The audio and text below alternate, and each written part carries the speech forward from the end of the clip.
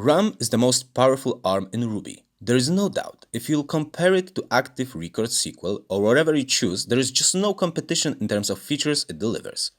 It's not a surprise then that Hanami made it an ARM of choice for its persistence layer. However, as Hanami 2.0 will be released without the persistence layer preconfigured, there may be a lot of people wanting to know how to configure it from scratch to already play with Hanami 2 in their projects. In this episode, I'll go with you through the basic integration of RAM in Hanami, but you can take these steps and apply them in any Ruby application and it will still work the same.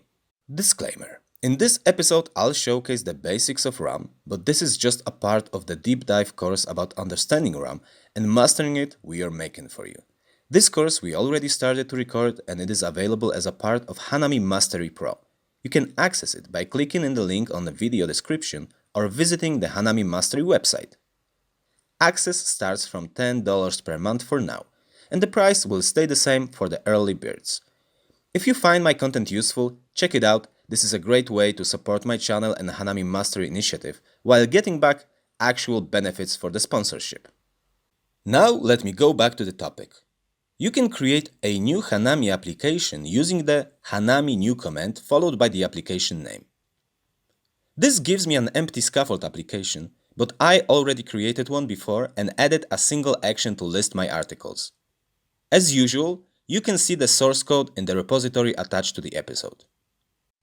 You may refer to Hanami episode 21 to see how I've set the JSON response header to my actions.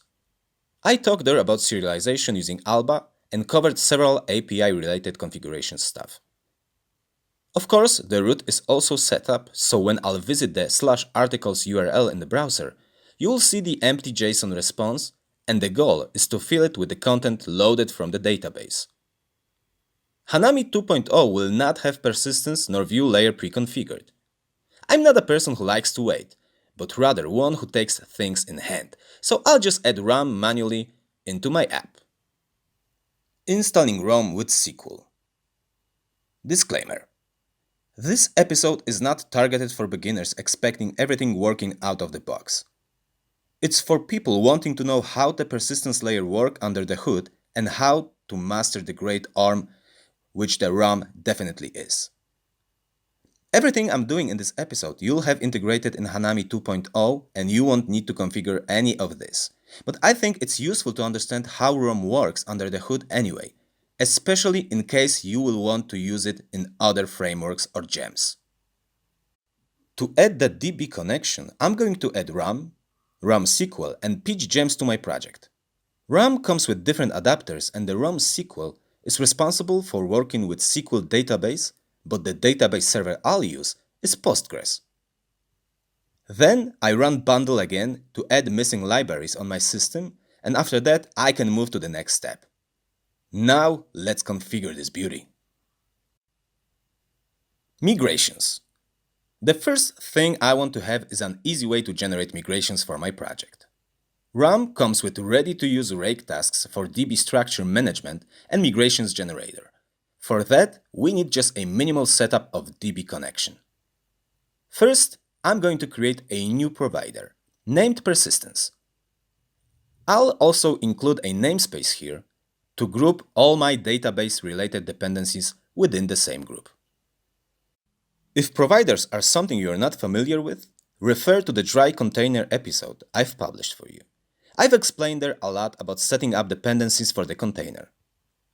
Providers are something specific for the Hanami projects, but if you work with plain Ruby script, a gem or RODA application, you can even create a simple class that returns the config and the DB setup properly. Inside the provider, I'm going to place the prepare blog, which I launched whenever I set up my application. Providers allow us to require ROM files only when we need them, and if no DB is used by some parts of your system, we won't slow down these components. Then I'm going to create a new instance of the ROM configuration for SQL adapter and pass it into the database URL read from the application settings.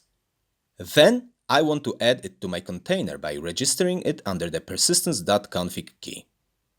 Aside from this, I'll also extract the actual DB connection and register it under the persistence.db key of my container.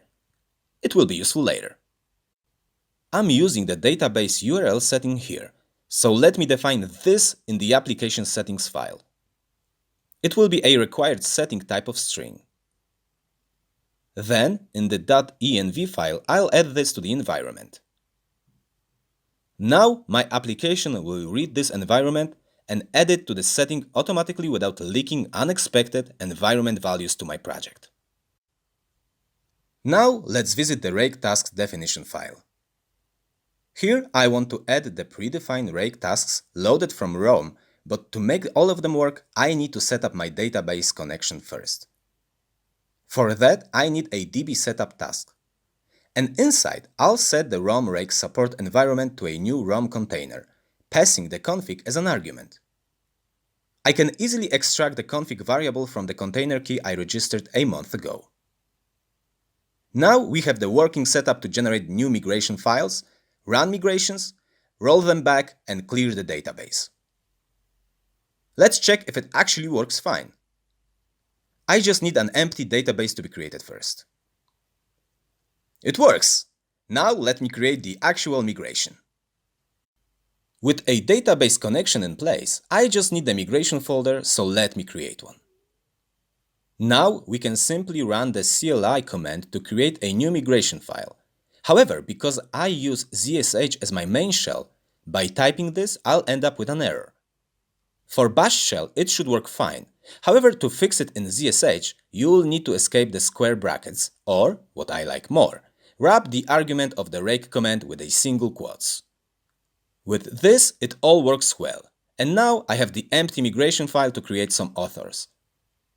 Let me do the same for articles yet, and visit the actual migration files. Within the main migration block, I added the change method that will accordingly apply the block's content during the migration and will try to roll back the change when we want to revert the step.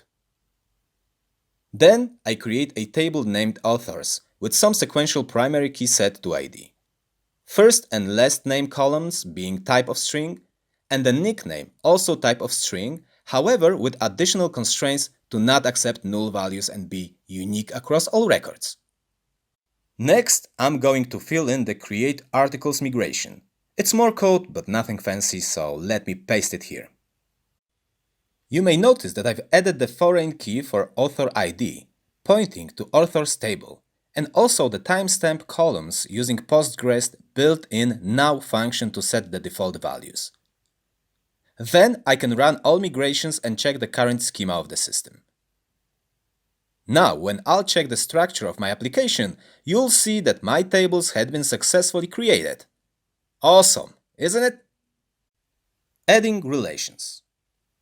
I already have the connection, so technically I can already read the data from the server. However, this is just communicating with database adapter. DB connection here is purely an instance of database connection coming from the SQL gem made by Jeremy Evans, who is also the author and maintainer of Roda, Rodot, and related libraries. It's an awesome gem, but there is no type mapping for attributes, no classes for the table representations, and no associations defined. Also, if we'd add another data source like CSV, HTTP, or events, we would end up with a lot of mess with data management.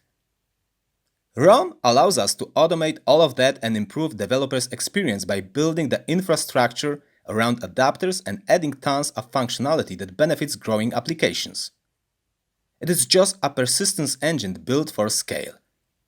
And so the Hanami is an application framework built for that.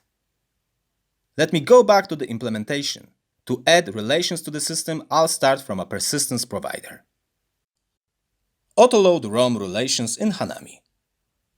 Here I'll add the autoloading for relation files defined in the system and add the ROM container into my application container. This will only be done on the application boot. So for example, in my rake tasks where I don't need relations, I won't slow down my migrations executions by unnecessary loading of relations. I also won't risk that my application will crash if the relation file is missing. Relations are reflections of our DB structure.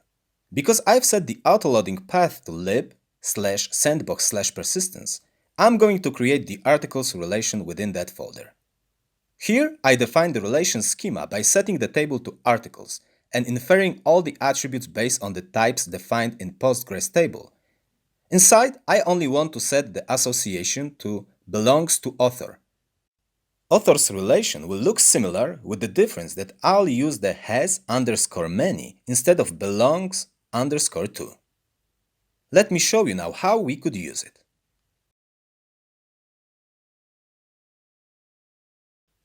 In the Hanami console, I'm going to assign author's relation to a variable. I can extract it from the container because of the auto-loading setup we added to the provider. Then I need a data hash, filling some attribute with the corresponding values, and with this, we can create a new author in the table. If I filter the authors in my table by a nickname, I'll get my newly created object as a hash. If I have this in place, now I can update my action to list the articles and their users. First, I include ROM as a dependency, and then assign the articles relation to a variable. I want to include the authors of the articles in the response, so I combine two tables together. Now, when I render this, I'll get the expected response with all data filled in. However, by default, I don't have any data in the system yet. I've created a seed file which fills my data with random records using the faker gem. Feel free to copy the script from the source code if you wish. Then, let me seed the data using the seed rake task. When I have the data loaded to the database, we can visit the browser, and we'll see all our articles and their users listed here. Okay, it's fine, it's working. But how I could improve on that? If you ask me, it isn't too pretty, is it? I serialize responses using to_a and to_json method chain. I could use some fancy serializer here instead, and if you want to choose one, I highly recommend my episode about Alba, which will get you to know probably the best serializer for Ruby. The other next step would be to add repositories and entities to the system, and this is where the fun starts. Join to our Hanami Mastery Pro for the follow-ups on the topic and deep dives into each of the ROM components. I want to especially thank my recent sponsors, Akilas Yemane, BLTN, Benjamin Klotz, for supporting this project. I really appreciate it. By helping me with a few dollars per month creating this content, you are helping the open source developers and maintainers to create amazing software for you. And remember, if you want to support my work even without money involved, the best you can do is to like, share, and comment on my episodes and discussion threads. Help me add value to the open source community. If you know other great gems you wish me to talk about, or have an amazing idea for upcoming episodes, please open a discussion using the GitHub discussion threads you can find at the bottom of any published article. As usual, here you can find two of my previous videos. Thank you all for supporting my channel. You are awesome. See you soon and have a nice rest of your day.